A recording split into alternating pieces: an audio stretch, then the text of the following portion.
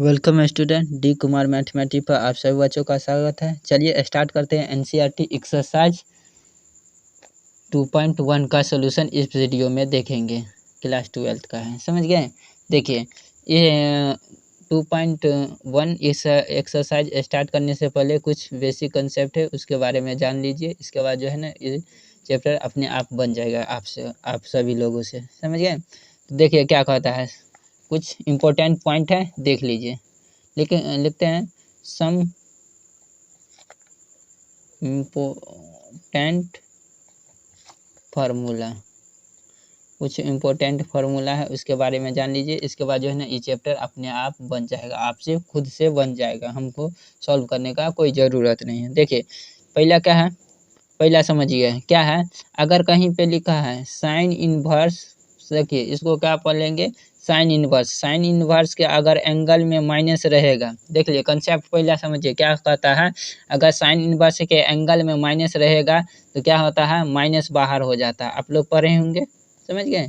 Sine inverse के अगर angle में माइनस रहता है तो माइनस क्या होता है, बाहर हो जाता है। कोई दिक्कत तो कमेंट करके आप जरूर बता सकते हैं, कोई दिक्कत।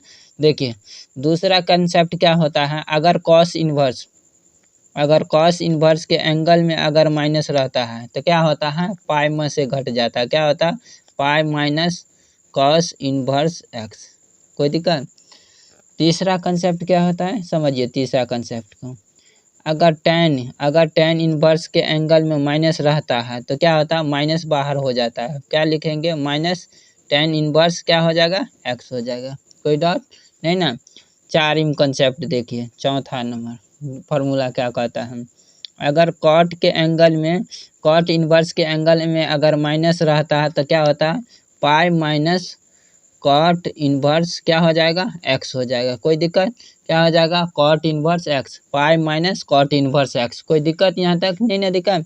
चलिए पांचवा कंसेप्ट के तरफ चलते हैं। पांचवा कंसेप्ट क्या कहता है, अगर सेक के एंगल में माइनस रहे, अगर सेक इनवर्स के एंगल में माइनस रहे तो क्या होता है, पाई में से घट जाता है। पाई माइनस सेक इनवर्स क्या हो जाएगा, एक्स हो जाएगा। कोई डर नहीं ना। देखिए छठा कंसेप्ट क्या कहता है। छठा कंसेप्ट कहता है कॉसेक इनवर्स के एंगल में अगर माइनस रहता है, कॉसेक इनवर्स के एंगल में अगर माइनस रहता है तो माइनस बार हो जाता है। क्या होता है, कॉसेक इनवर्स एक्स हो जाता है। कोई दिक्कत। देखिए फिर से कम से इतना कंसेप्ट को याद रखिएगा, आपका 2.1 एक्सरसाइज एनसीईआरटी सॉल्व हो जाएगा, समझ गए। पहला क्या कहता है, अगर साइन इनवर्स के एंगल में अगर माइनस रहे तो क्या होता है, माइनस बाहर हो जाता है। कोई डाउट नहीं ना। अगर कॉस इनवर्स के एंगल में माइनस रहता है तो क्या होता है, पाई में से घटा देंगे, समझिए, pi minus cos inverse x. कोई दिक्कत यहाँ तक नहीं ना। देखिए अगर tan के एंगल में माइनस रहता है, अगर tan इनवर्स के एंगल में माइनस रहता है तो क्या होता है, माइनस को बाहर कर देंगे, tan इनवर्स क्या हो जाएगा, x हो जाएगा। यहाँ तक नहीं ना दिक्कत। देखिए अगला कंसेप्ट क्या कर रहा है, अगर कॉट इनवर्स के एंगल में अगर माइनस रहेगा तो क्या में से घटा देंगे, पाई में से। क्या हो जाएगा, pi minus cot inverse x. यहाँ तक नहीं ना डर।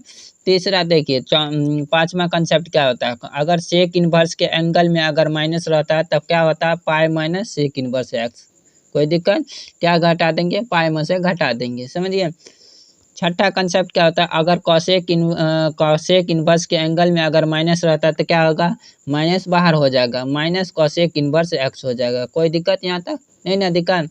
देखिए तीन गो, अगर कॉस के एंगल में माइनस रहे तो पाई में से घट जाएगा, अगर कॉट के एंगल में माइनस रहे तो पाई में से घट जाएगा, अगर सेक के एंगल में माइनस रहे तो पाई माइनस से घट जाएगा। बाकी जो तीन को बचेगा उसका माइनस क्या हो जाएगा, बाहर हो जाएगा। ये तीन को MVVI पॉइंट को याद रखिएगा। देखिए क्वेश्चन पहला क्या कहता है, क्वेश्चन क्या कहता है, देखिए क्वेश्चन कहता है, कह रहा है फाइंड द प्रिंसिपल वैल्यू। आप देखिए एक्सरसाइज को सॉल्व करते हैं। Find the principal value, principal value, find the principal value of the following. दिया हुआ क्या है, क्वेश्चन का क्या निकालना है, प्रिंसिपल वैल्यू निकालना। प्रिंसिपल वैल्यू कहता किसको है, सो समझिए। अगर आप लोग 10 तक पढ़े होंगे, 30 डिग्री 45 डिग्री पढ़े होंगे, ये तो डिग्री में होता है। अगर रेडियन में मान रहता है पाई बाय 4 माने 45 डिग्री, पाई बाय 3 माने 60 डिग्री, पाई बाय 6 माने कितना हो जाए 30 डिग्री। समझिए ये सब रहता है ना, इसको बोला जाता है प्रिंसिपल वैल्यू। अगर पाई के टर्म में है ना तो समझ जाइएगा प्रिंसिपल वैल्यू पूछ रहा है, समझ गए। पाई का टर्म में आंसर पूछ रहा है तो इसका मतलब प्रिंसिपल वैल्यू में दिया है, समझ गए। देखिए पहला क्वेश्चन क्या कह रहा है, क्या कर रहा है पहला क्वेश्चन, देखिए क्या कर रहा है, साइन इनवर्स -1/2 है। पहला यही है, कह रहा फाइंड द प्रिंसिपल वैल्यू, इसका प्रिंसिपल वैल्यू क्या होगा। अब ये बताएं ना, कंसेप्ट बताए हैं, अगर साइन के एंगल में माइनस रहता है तो साइन इनवर्स के एंगल में माइनस रहता है तो क्या होगा, बाहर हो जाएगा। तो बाहर कर देंगे, क्या लिख देंगे, साइन इनवर्स 1/2, कोई दिक्कत। आप देखिए साइन माइनस है तो माइनस रहने दीजिए, साइन 1/2 किसका मान होता है, साइन 1/2 किसका मान होता है, किसका मान होता है, याद है 10 तक तो पढ़े होंगे। साइन इनवर्स 1/2 किसका मान होता है, 1/2 साइन के कितना डिग्री का मान होता है, कितना का मान होता है, आप लोग को पता है कितना का मान होता है, 30 डिग्री का। तो 30 डिग्री को रेडियन में लिखेंगे, हर हमेशा प्रिंसिपल वैल्यू कर रहा है तो रेडियन में लिखेंगे, क्या होता है पाई/6 हो जाएगा। कोई डाउट तो कमेंट कर सकते हो। देखिए 30 डिग्री आप लोगों को पता है ना, तो 30 डिग्री तो ऐसे लिखते हैं। अब इसको प्रिंसिपल वैल्यू में कर रहा है तो प्रिंसिपल वैल्यू मतलब रेडियन में कर रहा है, तो 30 डिग्री को ऐसे करेंगे, डिग्री हटाएंगे तो पाई/180 से गुना किया जाता है। देखिए E0 से E0 कैंसिल, 3 छक 18 6, तो क्या बचा पाई/6, इसलिए 30 का मान क्या होता है पाई/6 याद रखेंगे। कोई दिक्कत यहाँ तक नया कंसेप्ट सीखने को मिला है, आप लोग 11th में सीखे होंगे डिग्री इंटू रेडियन। देखिए नहीं सीखे तो यहाँ पर देख लीजिए, कोई दिक्कत। देखिए सेकंड नंबर सवाल क्या कहता है, कॉसेक इनवर्स √3/2। देखिए कॉसेक इनवर्स √3, इसमें तो माइनस है नहीं है तो इसमें कुछ करना ही नहीं है, डायरेक्ट रख दें, मान निकाल देंगे। कॉस कितना का मान √3/2 होता है, तो कितना का मान √3/2 होता है, तो 30 का होता है, तो 30 को क्या लिखते हैं पाई/6, तो पाई/6 लिख देंगे। कोई डाउट तो कमेंट करके आप जरूर बता सकते हैं।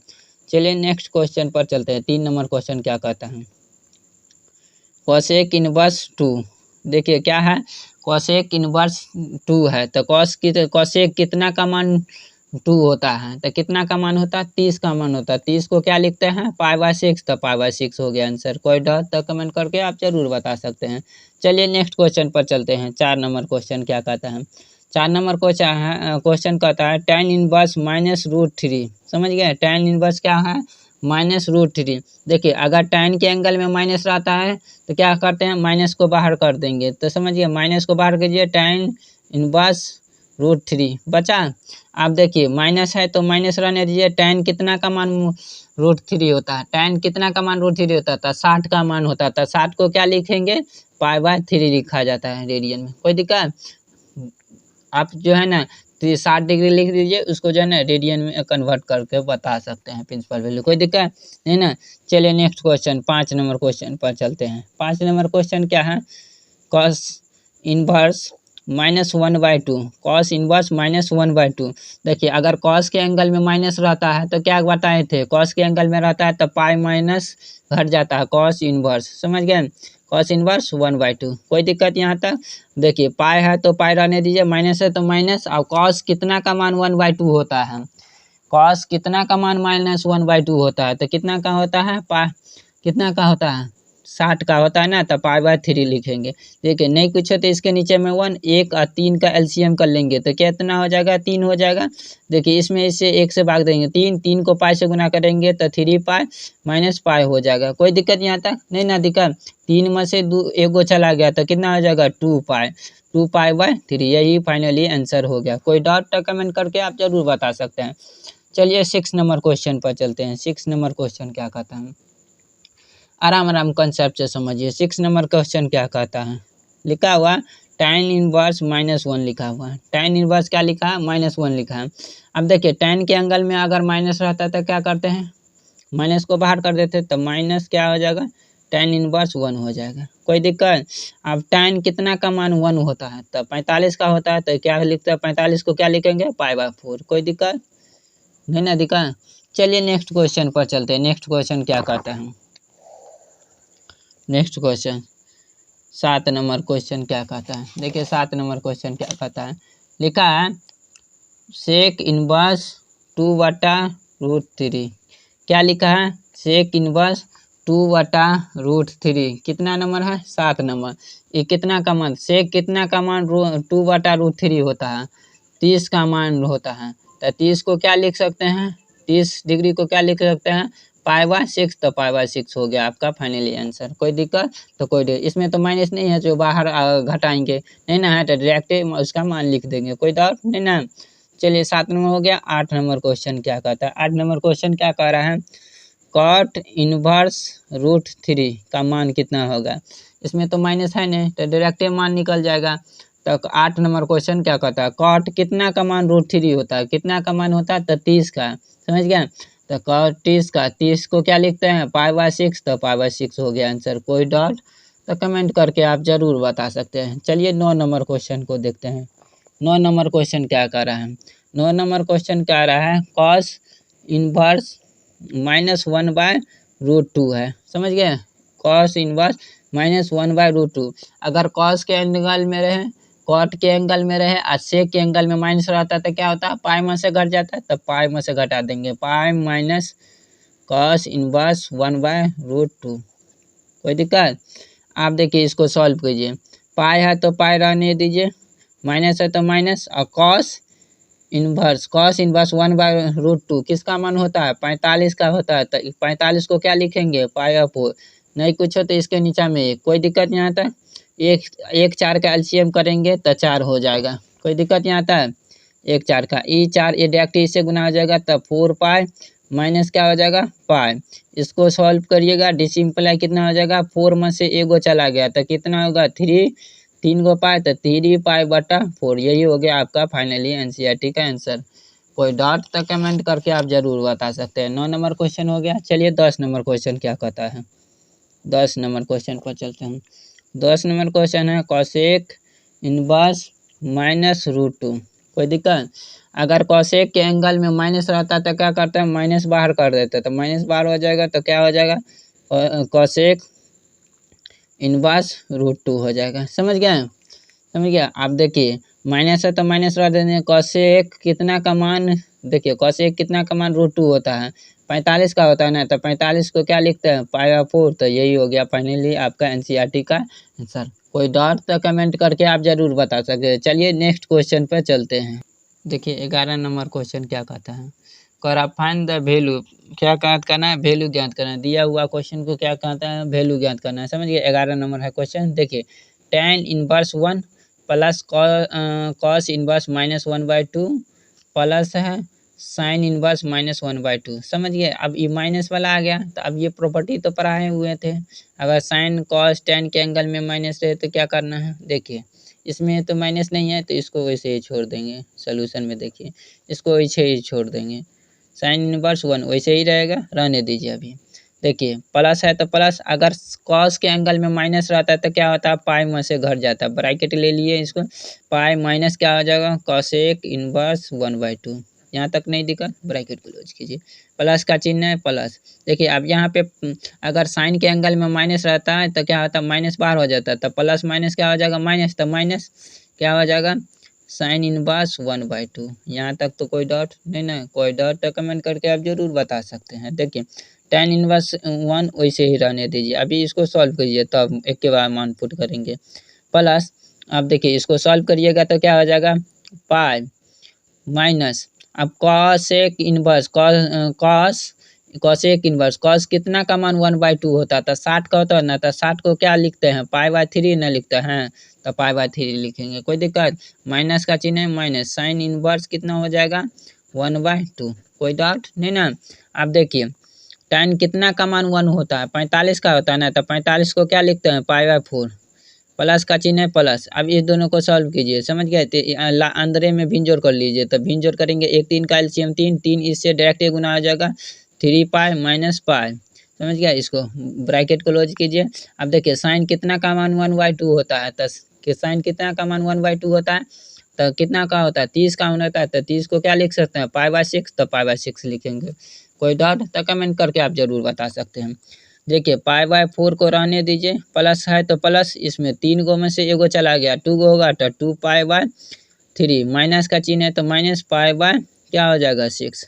आप तीनों का एलसीएम कर लीजिए, आप जोड़ घटा गुना भाग तो आता है, तो तीनों का एलसीएम नहीं आता है तो एलसीएम सीखिए, देखिए हमारे साथ करते जाइए। 4 3 6 है। देखिए 2 से पहले हर हमेशा 2 से लगाते हैं तो 2 दूना 4, 3 वैसे ही रहेगा, 2 तिया 6, कोई दिक्कत। आप 3 से लगाए 2 तो कटेगा नहीं, 3 एकान 3, 3 एकान 3, कोई दिक्कत। 3 दूना 6, आप क्या करेंगे, एक को छोड़ के बाकी को गुना कर देंगे, 3 दूना 6 दूना 12, तब 12 आया तो 12 दे देंगे, कोई दिक्कत। अब देखिए इससे इसमें भाग देंगे, 4 तिया 12, 3 आया तो 3 को ऊपर वाला से गुना करेंगे तो 3 पाई, प्लस का सिंबल है प्लस, 3 तिया चौका 12, 4 दूना 8 पाई, माइनस का चिन्ह माइनस, 6 दूना 8, कितना हो जाएगा 2 पाई। यहाँ तक नहीं ना दिक्कत। आप देखिए इसको क्या करेंगे, 8 3 11 पाई माइनस क्या हो जाएगा 2 पाई बट्टा 12, जैसे इम्प्लाई 11 में से 2 गया कितना होगा 9 पाई बट्टा 12। अब इसको क्या करेंगे, कट रहा है तो काटेंगे, 3 तिया 9, 3 चौका 12, तो कितना बचा 3 पाई, ऊपर बचा नीचे कितना बचा 4, तब 4। आंसर यही फाइनली आपका आंसर निकल गया एनसीईआरटी का, 3 पाई 3 बट्टा 4 हो गया। कितना नंबर है 11 नंबर क्वेश्चन। चलिए नेक्स्ट क्वेश्चन पर चलते हैं। नेक्स्ट नंबर क्वेश्चन 12 नंबर क्या कहता है, क्वेश्चन को देखिए और समझिए क्या कर रहा है क्वेश्चन।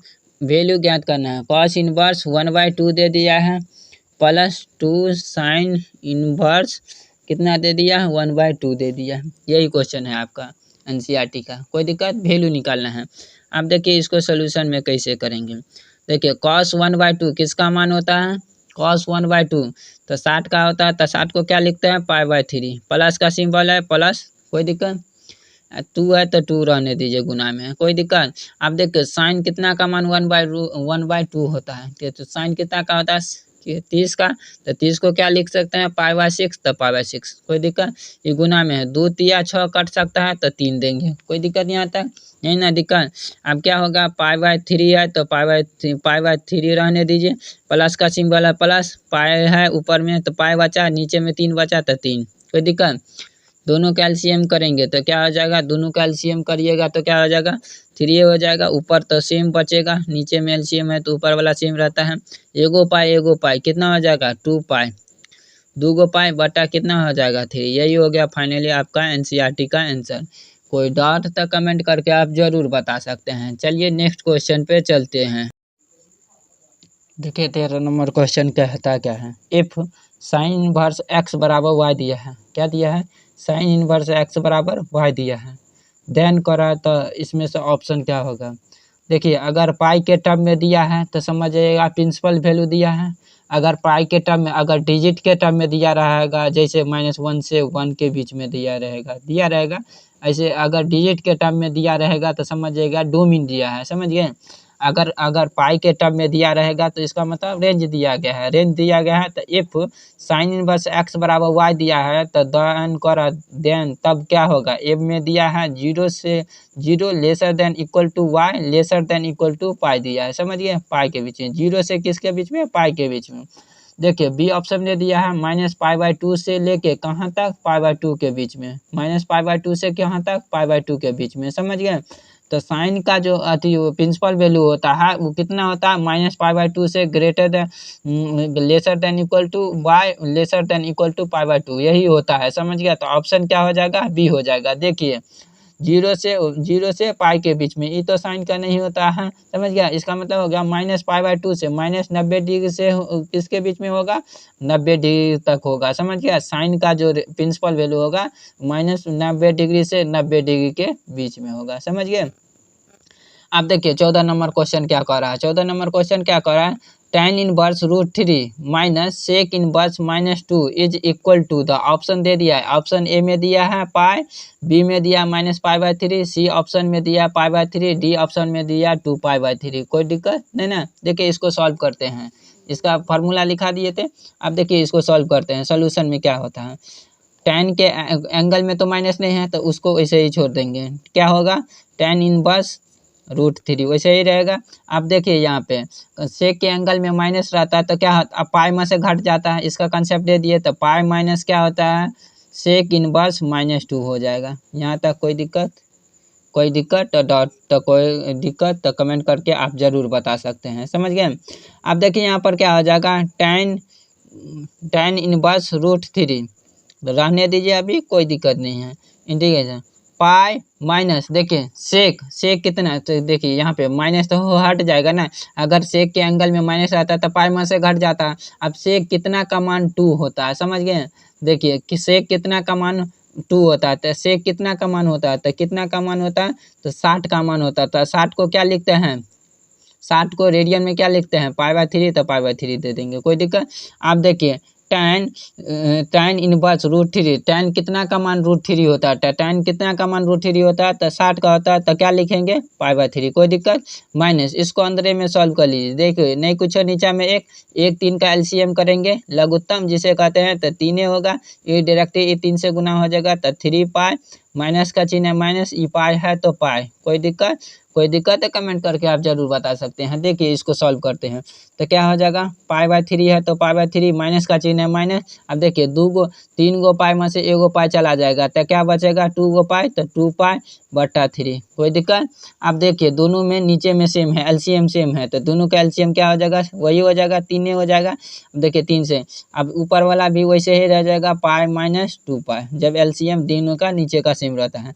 देखो पाई में से -2 पाई घटा देंगे, तो क्या हो जाएगा, माइनस पाई/, क्या हो जाएगा 3। यही हो गया फाइनली आपका आंसर। देख लीजिए ये ऑप्शन बी में से कौन मिला है, तो ऑप्शन क्या मिला है, B, option B is the correct answer. आज के लिए इतना है, फिर मिलते हैं नेक्स्ट वीडियो में। आज के लिए इतना ही, फिर मिलते हैं नेक्स्ट वीडियो में। Thank you.